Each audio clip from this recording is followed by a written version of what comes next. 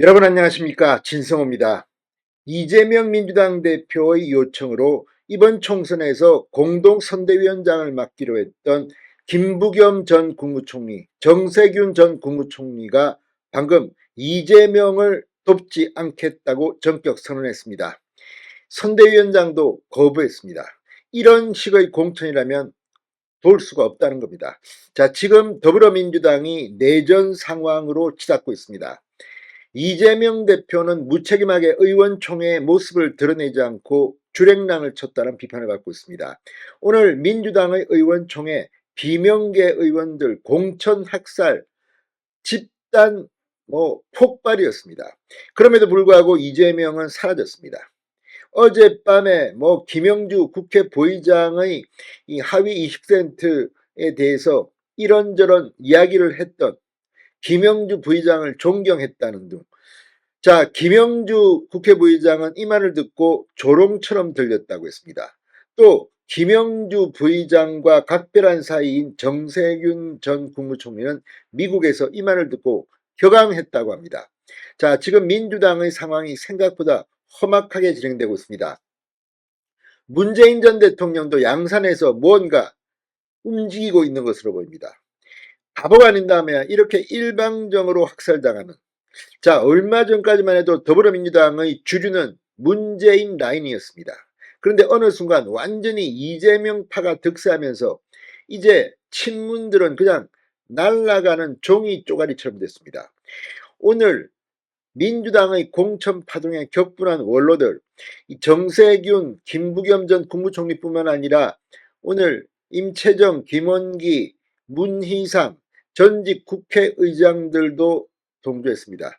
특히 문희상 전 국회의장은 자신에 이어서 아들도 지금 토사구팽될 위기에 처해 있습니다. 지금 민주당 분위기가 심상치 않습니다.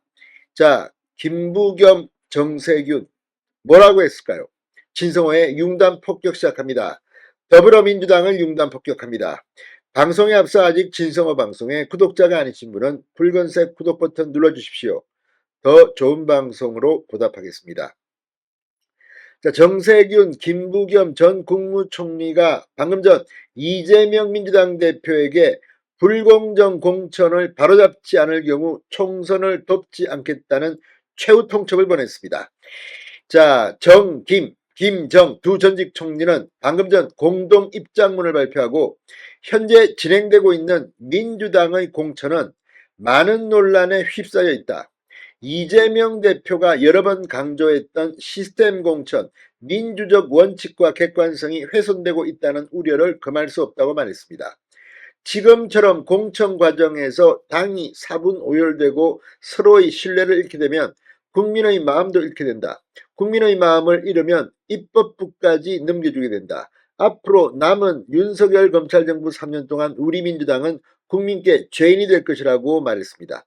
자, 실제 이 두 전직 총리의 말처럼 민주당 지지자들은 지금 민주당이 이렇게 이재명 사당화되고 친문 친명이 치고받고 싸우는 걸 보면서 이번 총선에서 투표를 포기할 가능성이 높아지고 있습니다. 지금 선거 전문가들은 이번 선거가 2008년 민주당 지지자들이 대거 투표에 불참하면서 역대급으로 총선 투표율이 낮았던 그 2008년을 생각합니다. 그때 민주당 계열의 이 당시 이름도 통합민주당인지 민주통합당인지 아무튼 그 정당은 80석 정도를 받았습니다. 자, 이번 선거 2012년의 분위기와도 비슷합니다. 민주당의 지지자들이 지금 이걸 보면서 투표를 할까 이런 생각을 든다는 겁니다. 이들은 이재명 대표를 비롯한 당 지도부가 초심으로 돌아가기 바란다. 총선 승리를 위해 이 작은 이익을 내려놓아야 한다. 지금이라도 당이 투명하고 공정하며 국민 눈높이에 맞게 공천을 해야 한다고 목소리를 높였습니다. 근데 지금 민주당은 이 사람들의 전직 국무총리들의 말에도 불구하고 계속 공천을 하고 있습니다. 상당히 공천이 진행됐습니다.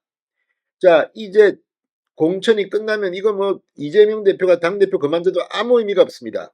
지금 불출마라고 이철희 전 청와대 정무수석 등이 말하고 있습니다만 이재명 불출마 어차피 출마했다가 당선돼도 얼마 뒤 구속될지도 모릅니다. 국회 배지 날아갈지도 모릅니다. 이런 상황에서 가능하면 이재명 사람들이라도 왕창 심어놓고 떠나겠다.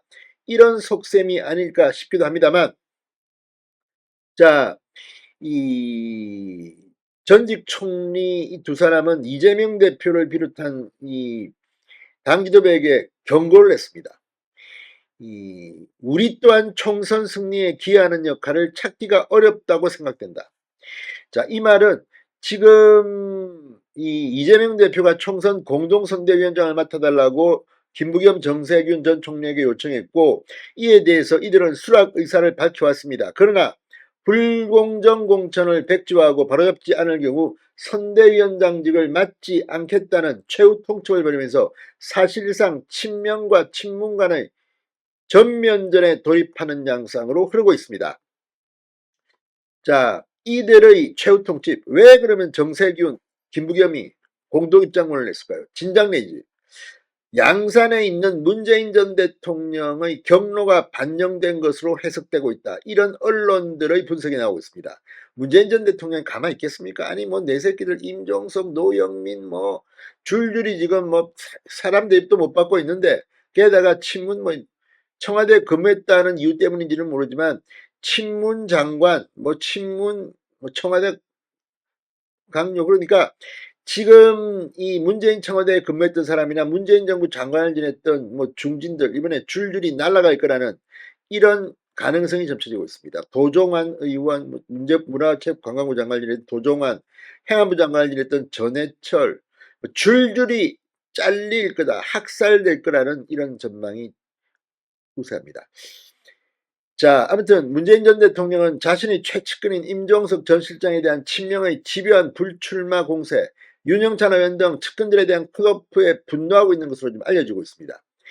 특히 정세균 전 총리는 자신의 측근이었던 김영주 국회 부의장이 20% 하위에 속하면서 탈당을 하자 격앙된 것으로 전해집니다. 아무튼 민주당 싸움이 볼만해지고 있습니다. 진성호의 융단 폭격이었습니다.